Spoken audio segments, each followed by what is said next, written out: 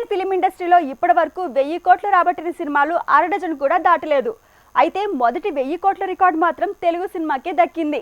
ఈ విషయంలో 3 సార్లు 1000 కోట్ల కలను నెరవేర్చుకుని బాలీవుడ్ టాప్ ప్లేస్లో నిలిచింది. సెకండ్ ప్లేస్లో టాలీవుడ్ ఉంటే థర్డ్ ప్లేస్లో శాండిల్వుడ్ వచ్చేసింది. కానీ కోలీవుడ్, మాలీవుడ్ మాత్రం వెనకబడ్డాయి. ఇంతకీ వాళ్ళ కళ నెరవేర్చే సత్తా ఉన్న సినిమాలేవి? ఏ లోపం వాళ్ళకి శాపంగా మారింది? 1000 కోట్లు రాబట్టిన సినిమాల లెక్కల్లో బాలీవుడే ముందుంది. హిందీ ఫిల్మ్ ఇండస్ట్రీ మెల్లగా పుంజుకుంది. పఠాన్, జవాన్ హిట్లతో స్పీడ్ పెంచింది. ఇప్పుడు యానిమల్తో మరో 1000 వాలా కన్ఫర్మ్ అంటున్నారు. యానిమల్ కి పాన్ ఇండియా లెవెల్లో వస్తున్న రెస్పాన్స్, అడ్వాన్స్ బుకింగ్స్ అన్నీ చూస్తుంటే ఓపెనింగ్సే 100 కోట్ల చీల ఉన్నాయి. అదే జరిగితే ఇది మరో 1000 కోట్ల సినిమా అవటం ఖాయం. కానీ 1000 కోట్ల క్లబ్ ని తెరిచింది మాత్రం ఓ తెలుగు మూవీనే.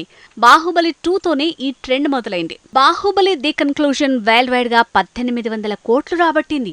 దీంతో పోలిస్తే మరో 200 కోట్లు ఎక్కువే రాబట్టిన దంగల్ మరో కోణంలో వెనుకబడిన మూవీనే. ఎందుకంటే చైనాలో రిలీజ్ అయ్యాకే దంగల్ 1000 కోట్ల నుంచి 2000 కోట్ల లెక్కలు మారాయి. ఇండియన్ మార్కెట్లో మాత్రం 400 కోట్ల వసూళ్లే రాబట్టింది ఈ సినిమా.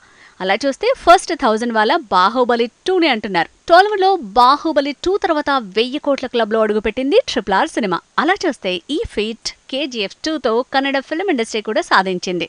కాకపోతే శాండిల్వుడ్ ఈ విషయంలో థర్డ్ ప్లేస్ లో ఉంది. పఠాన్, జవాన్ ఇలా వరుస 1000 కోట్ల మూవీస్ తో బాలీవుడ్ రేంజ్ పెరిగింది.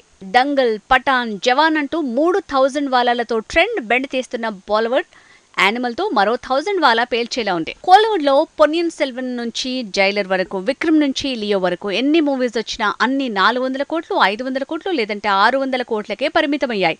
కమల్ చేస్తున్న భారతీయుడు 2 లేదంటే రజనీకాంత్ తో లోకేష్ చేయబోతున్న మూవీని తమిళ జనాల 1000 కోట్ల కలని నిజం చేస్తాయనే అంచనాలున్నాయి. మంచి కథలు, మేకింగ్ స్టాండర్డ్స్ ని మెయింటైన్ చేసే మలయాళం ఫిల్మ్ ఇండస్ట్రీకి ఇంతవరకు 1000 కోట్ల కల కాదు కదా, 500 కోట్ల కల కూడా నెరవేరలేదు. అందుకే మున్నార్ మురళి సీక్వెల్ ని ఈసారి OTTలో కాకుండా థియేటర్స్ లో రిలీజ్ చేసే ప్రయత్నాలు జరుగుతున్నాయట.